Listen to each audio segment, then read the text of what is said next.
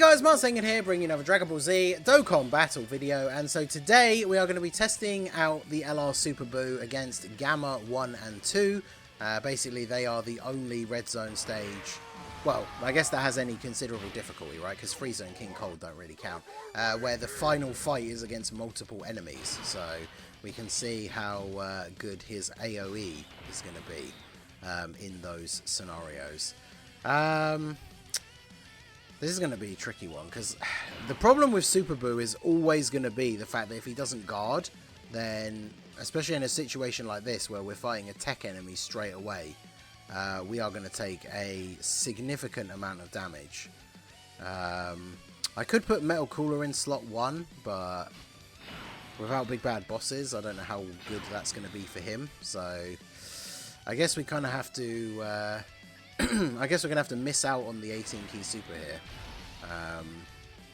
Get these physical orbs together so we can actually get a super from Metal Cooler. Yeah, we'll just have to hope that we guard, which we did. So 39k, then it drops to 17, because remember, he's getting a defensive buff every time he gets hit, up to 7 times. Then we get our defensive buff from supering as well. We did get hit first, so we got that additional attack. Unfortunately, it didn't convert into a super.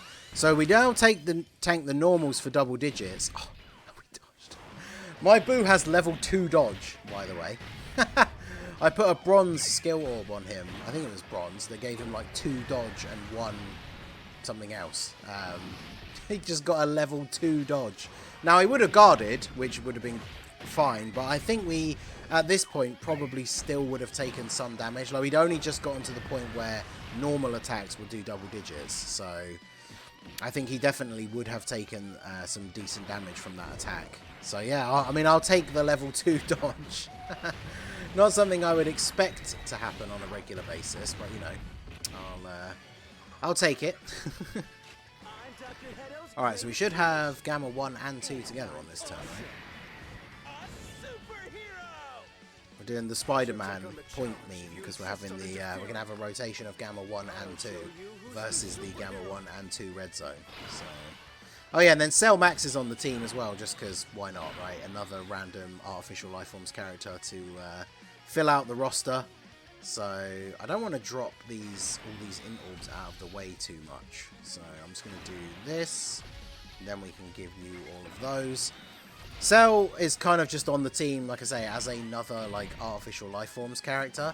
And you know, if we get into a situation where, very unlikely, very rare, especially in the last phase where you've got 2 enemies attacking you. If we get into a situation where there's no attacks in slot 1, I could always put Kid Buu in slot 1, have Super Buu in slot 2, and then Cell in slot 3 will at least give Super Buu legendary power. So, although that's not always ideal, because we want big bad bosses to be active, so Kid Buu.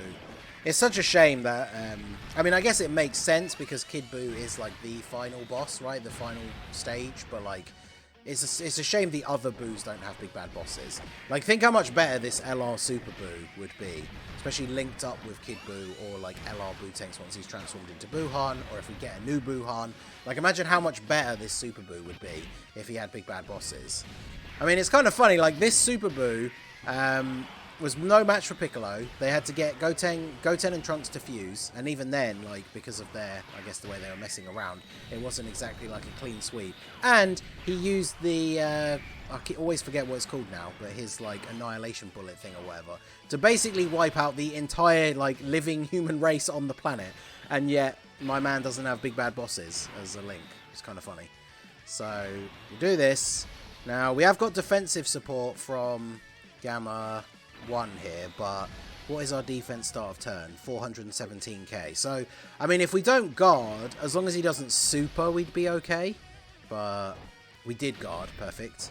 I mean, there you go. Like, again, it's kind of like the UI Goku situation all over again. I've already said this in a previous video, but like 70%, like, it feels like you can rely on it a little bit. But, you know, we've all had those times where UI Goku doesn't dodge a super and then you just die. And unfortunately with this guy, especially early on while you're trying to get built up, him not guarding can obviously be basically GG. I mean, especially against any of these big red zone bosses, if you get super attacked and he doesn't guard, then you're going to be in for a bad time. But Okay, this is a good rotation here. Gammas will be fine, and then Cooler has type advantage, so even if he gets supered at the end, he should be good. Having Cooler as a floater is always a bit weird, because obviously he needs to build up to really be at his best defensively. And I mean, you know, he's what, not quite a year old, because he's a worldwide celebration unit from 2022, but against some of the tougher bosses, like unless you are in the peak situation for him, his defense isn't necessarily the best. And obviously this is a team where we've just kind of thrown him on to make use of potentially the revival or the legendary power link, depending on the rotations. That's the thing about this Super Buu, as I've said many times, is just his team options are severely lacking. We need to get a new Buu, like a Dokkan Fest Buuhan or something, that is going to give all the Buu units a 200%. And then come out, not only have the Buu himself be like a really solid unit, but give them like a really good side banner unit as well. That's like, you know, meta relevant, like a Yajirobe or Bulma, that kind of thing, right? The Super Saiyan Vegeta from the Battle of Gods from Saiyan, like some kind of level of unit like that of Buu, like a Fat Buu. I don't think, do we have a good Fat Buu? Could make it a Fat Buu, I guess. And then yeah, that team, like a Martian Power 200% team, could be really good. But yeah, this Super Buu just suffers from, he's on a few teams, but like he's only ever getting a 170 lead, so it's a little bit disappointing. Right, so we can get the 18 key, we can get, oh, this actually works out great, we can get these for you, and then drop all of these down for you. So, okie doke. Guard? Hey, we got it again. That's 3 for 3. All right, let's go. This is my second attempt, by the way, because the first recording, I literally put him in slot 1. He didn't guard and died immediately. So far in this run, we are at a 100% guard rate. See, we still take 100k, and that's him fully built up now as well.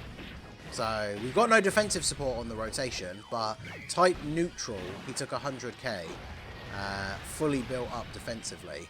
I would say that's not that great. Alright, so who's been building up? Which one of these guys has been floating? So, okay, yeah, the friend one has the most defense. Although, could be risky for the Gamma 2 attack in the last slot, I guess. But let's do... Yeah, we need to get as many same type orbs as possible, really. So we'll do this, we'll do this, and then we'll do this. There we go. Leave some AGL orbs there for Buu. Now, from my understanding of the way like guard and everything works, is remember, by guarding, because he has the chance to guard, but by actually guard activating, the Super Buu gets that additional attack that has a chance to become a super. As far as I'm aware, even if his guard for the turn, the 70% doesn't proc, if he gets hit by STR Gamma 1 in slot 1, then technically that activates his guard and he would get the additional attack. We'll have to see how that plays out. Hopefully there will be an attack from Gamma 1 in the next turn, but we are going to see on this next turn that his intro animation buff will have worn out, so he won't be getting as high of an attack stat as we've seen on some of the previous turns. He definitely is a unit that comes out the gate and just hits hard straight away and then drops off. So, like Super Battle Road, he's definitely a good unit, but we've talked about this in previous videos. I miss the days when Super Battle Road was like a relevant event, right? Because now new stages come out and like even for doing the no items attempts, like they take like 1 or 2 tries to do.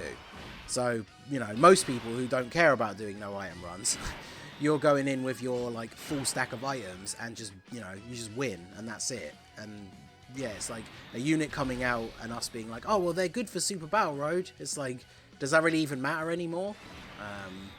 Probably not. So, alright, now, as long as we don't get absolutely destroyed, Cooler can die at the end here. Alright, so you guard against you. Okay, so guard is active properly. He still takes 15k from Gamma 2, but here's the AOE. So, yeah, do some decent damage, and then we get the additional from the passive. So only a 3.8 now that his intro buff is worn off, but do a nice little bit of extra damage to Gamma 2. That also gives us extra defense. So then post-super, he's tanking for double digits. So that's really good. Now we just have to really hope that Kid Buu doesn't get super attacked by Gamma 2 here. Okay, there's the additional good. 8.3. Man. I mean, Kid Buu gets a 200% leader skill from Gamma 1, but yeah, STR Kid Buu still can be pretty good. He has another one in him as well if the hidden potential goes off, but it did not. And of course. So, I think we're just dead. Alright, because Gamma 2 hits pretty hard and it's type disadvantage. And Boo's just raw defense. Yeah, 1.4 mil. Well, there you go. Again, like, Super Buu himself did pretty well, but this is one of the big problems, like I said, is the team matters, right? And unfortunately, whilst Kid Buu can be good, we need, like, a really good meta-relevant, like, link partner. He needs a new, like, a Dokkan Fest Buhan or something like that.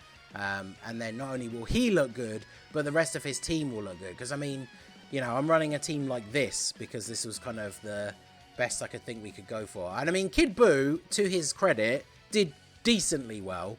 Of course, he had to get super attacked by the type disadvantage boss. So, I mean, what can you really do in that situation? But let me know what you guys think down below.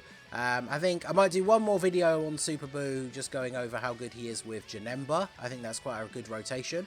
But I think we're going to be focusing on the anniversary hype. We should get Tanabata news for JP within the next week. So there's a lot of stuff going on in the game in the near future. But for the meantime, it's still fairly quiet, especially if you are somebody who did make the smart choice to save your stones and skip Super Buu. But there you go. Let me know all your thoughts on him down below. What would you like to see from a unit that could be a 200% lead for a Martian Power team? So that is going to be it for the video, guys. This has been the Master again. Smash that like button, subscribe to the channel if you are new. Check out the links down below for the Discord and the merch store, and I will see you all again soon.